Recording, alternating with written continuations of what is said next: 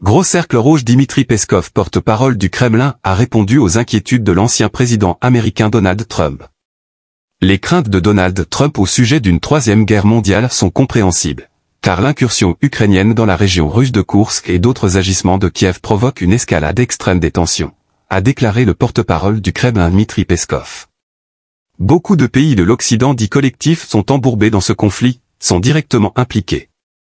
Des incursions comme celle dans la région de Koursk constituent évidemment une escalade extrême des tensions.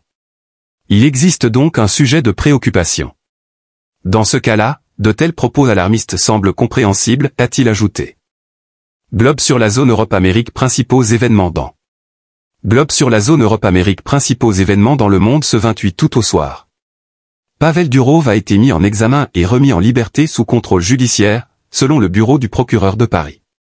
Plus de 400 000 personnes sont touchées par des inondations en Éthiopie, selon les médias locaux. La région Amara est la plus affectée. Les diplomates russes font tout ce qui est nécessaire dans le cadre de l'affaire Durov, a déclaré la porte-parole de la diplomatie, Maria Zakharova. Il ne peut y avoir de négociation avec l'Ukraine dans les conditions de l'attaque terroriste de Kiev contre la région de Koursk, a déclaré Madame Zakharova. Lors d'une visite en Chine, le conseiller de Joe Biden, Jake Sullivan, a exprimé son inquiétude au sujet du soutien de Pékin à l'industrie de défense russe, a déclaré la Maison-Blanche. Les centrales hydroélectriques ukrainiennes ont perdu plus de 40% de leur production depuis février 2022. Il ne reste plus de centrales hydroélectriques intactes dans le pays, a déclaré la plus grande compagnie énergétique de l'Ukraine.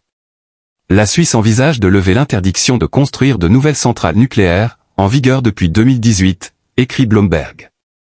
Abonnez-vous jamais Sclodi Civil.